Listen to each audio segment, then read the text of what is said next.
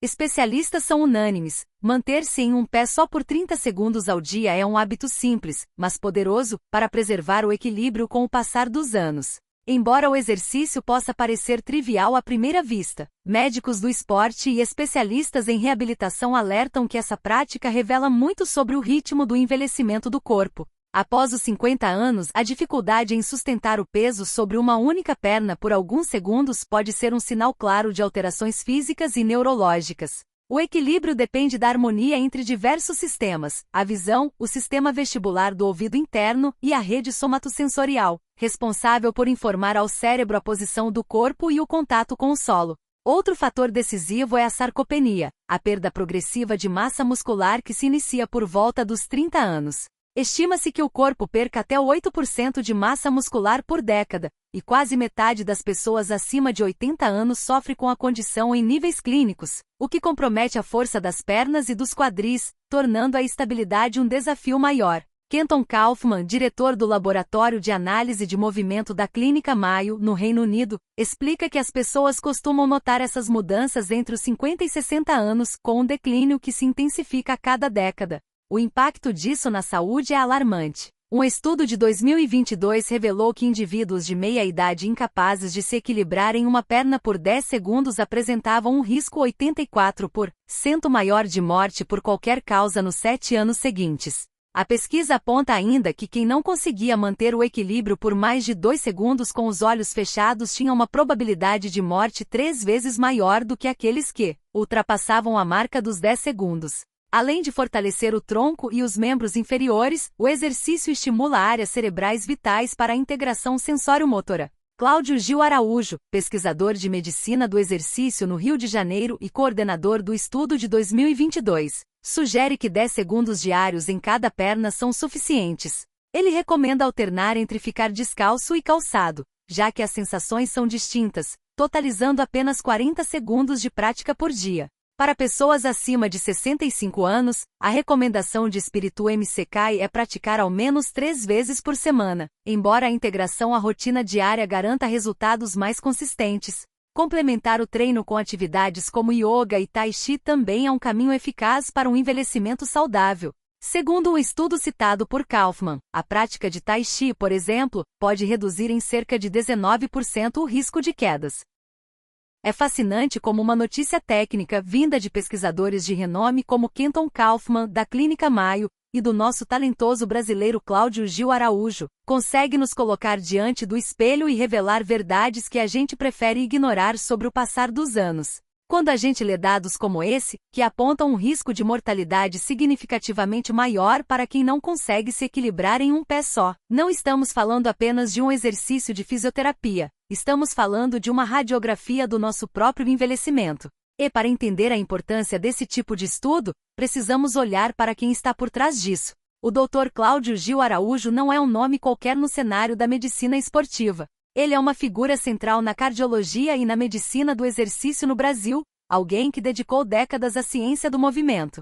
Formado na Universidade Federal do Rio de Janeiro e com uma trajetória brilhante na Clínica de Medicina do Exercício, a Clinimex, o Cláudio sempre foi um defensor obstinado de que o exercício físico é, talvez, o remédio mais barato e eficaz que já inventamos. Eu me lembro de acompanhar, ao longo dos anos, como ele sempre buscou traduzir conceitos complexos de fisiologia em recomendações práticas para o cidadão comum.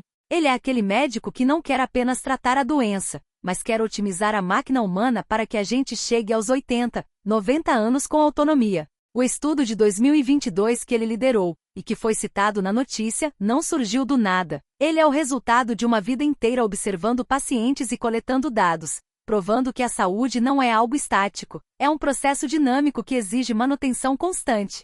E aqui eu faço uma conexão necessária com o trabalho do Kenton Kaufman, lá na Mayo Clinic. O Kaufman é uma autoridade mundial em análise de movimento e biomecânica. Quando ele fala sobre a sarcopenia, ele traz à tona um problema que, embora silencioso, é devastador: a perda gradual de massa muscular. A gente começa a perder músculo aos 30 anos, e se não fizermos nada, esse processo acelera. É um paradoxo cruel, né? Justamente quando a vida profissional atinge o auge e as responsabilidades se multiplicam, o nosso corpo começa a pedir uma conta que muitos de nós não estamos preparados para pagar. Ver o Kaufman e o Araújo convergindo para a mesma conclusão, de que o equilíbrio é um marcador biológico fundamental, mostra que a ciência, independentemente da latitude, está chegando a um consenso sobre o que é vital. A trajetória do Cláudio Gil Araújo, por exemplo, é marcada por essa vontade constante de democratizar o conhecimento. Ele nunca se fechou na torre de marfim da academia. Ele sempre esteve lá na linha de frente, falando sobre o teste de sentar e levantar, sobre a importância da flexibilidade, e agora, sobre o equilíbrio em um pé só. São ferramentas simples que não exigem academia cara, nem equipamentos de última geração, apenas a nossa vontade de permanecer funcionais. Eu particularmente acho que a nossa sociedade comete um erro crasso ao associar o envelhecimento apenas à estética ou a doenças crônicas como diabetes e hipertensão, esquecendo que o sistema vestibular, a visão e a propriocepção são os verdadeiros guardiões da nossa independência. Quando perdemos o equilíbrio, perdemos a confiança para sair na rua, para andar em um terreno irregular, para brincar com os netos, e é aí que a qualidade de vida desmorona. O que o estudo traz é um alerta de que a sarcopenia não é apenas uma questão de tamanho do bíceps, é sobre a estabilidade dos músculos estabilizadores, aqueles que ficam nos quadris e nas pernas que nos mantêm em pé. E a correlação que o estudo faz entre o equilíbrio e a longevidade é um choque de realidade. Não é que ficar em um pé só vai te dar a imortalidade, mas é que a incapacidade de realizar essa tarefa básica indica que o seu sistema nervoso central e a sua musculatura já não estão integrados como deveriam. É um sinal de alerta do seu próprio motor, dizendo que o carro precisa de uma revisão urgente.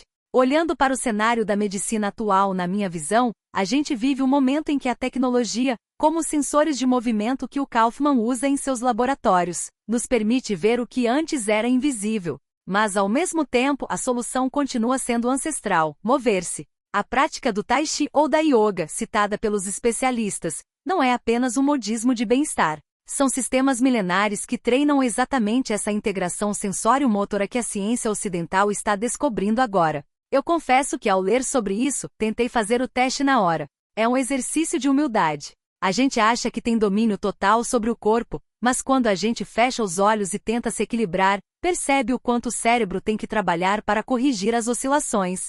E é justamente nesse esforço de correção que o cérebro se mantém jovem e plástico. A neuroplasticidade, que tanto ouvimos falar, depende desse tipo de desafio.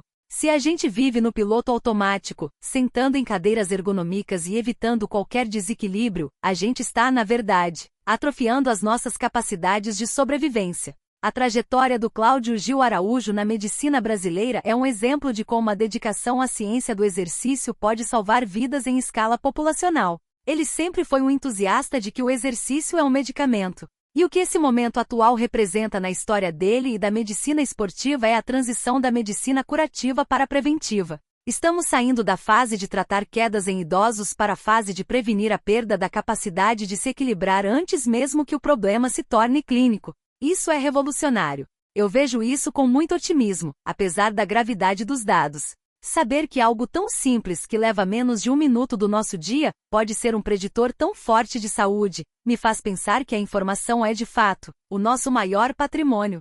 O desafio agora é tirar o foco das telas e colocar a atenção no próprio corpo. Não adianta saber da notícia, achar curioso e continuar sentado no sofá. É preciso integrar. E é curioso notar como as polêmicas da medicina esportiva, que muitas vezes giram em torno de suplementos ou dietas mirabolantes, acabam perdendo sentido quando a gente volta para o básico: força, equilíbrio e movimento.